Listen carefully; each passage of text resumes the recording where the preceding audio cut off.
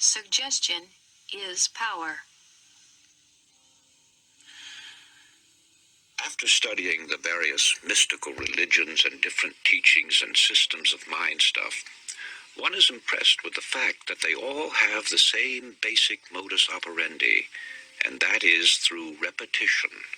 The repeating of certain mantras, words, formulas, or just plain mumbo-jumbo is common with witch doctors, voodoo high priests, hexers, and many other followers of strange cults. They use them to evoke the spirits or work black magic. One finds the same principle at work in chants, incantations, litanies, daily lessons. Also the frequent praying of the Buddhists and Muslims alike. The affirmation of the Theosophists and the followers of unity, the absolute, truth, new thought, divine science. In fact, it is basic to all religions, although here it is white magic instead of black magic. This brings us to the law of suggestion, through which all forces operating within its limits are capable of producing phenomenal results. That is, it is the power of suggestion and autosuggestion, your own to yourself, or heterosuggestion coming to you from outside sources, that starts the machinery into operation or causes the subconscious mind to begin its creative work. And right here is where the affirmations and repetitions play their part. It's the repetition of the same chant, the same incantation, the same affirmations that lead to belief.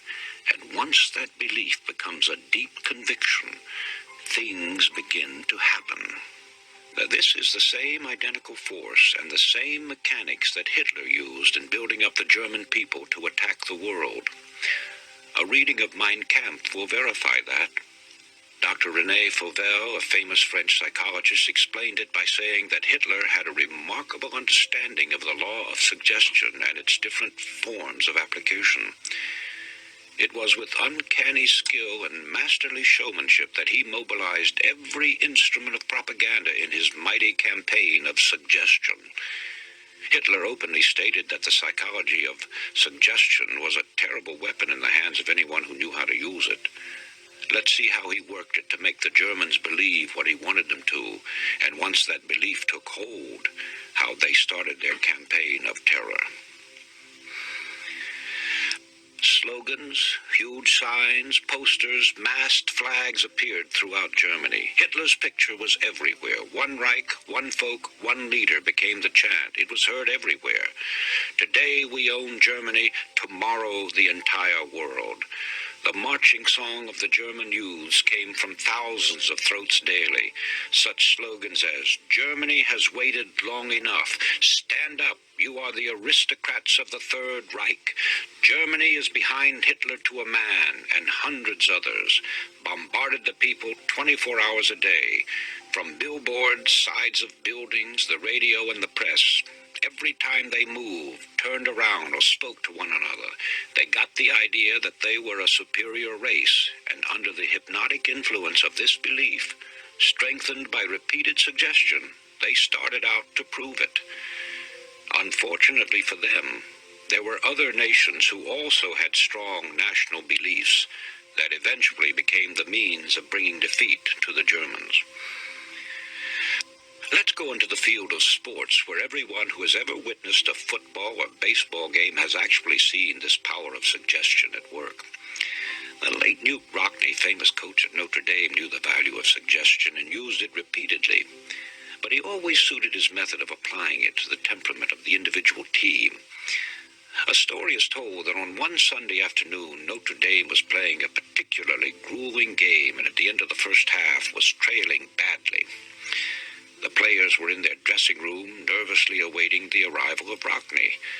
Finally, the door opened and Rockne's head came in slowly. His eyes swept inquiringly over the squad. "Oh, excuse me. I made a mistake. I thought these were the quarters of the Notre Dame team." The door closed and Rockne was gone. Puzzled and then stung with fury, the team went out for the second half and won the game. In the Depression years, and there may be years like them in the future, we saw this same suggestive force working overtime. Day after day, we heard the expression, times are hard, business is poor, the banks are failing, prosperity hasn't a chance, and wild stories about business failures on every hand until they became the national chant. Millions believed that prosperous days would never return. Hundreds, yes, thousands of strong-willed men went down under the constant hammering, the continuous tap-tapping of the same fear-vibratory thoughts. Money, always sensitive, runs to cover when fear suggestions begin to circulate, and business failures and unemployment follow quickly. We heard thousands of stories of bank failures, huge concerns going to the wall, and people believed them readily and acted accordingly. There will never be another business depression if people generally realize that it is with their own fear thoughts that they literally create hard times. They think hard times, and hard times follow.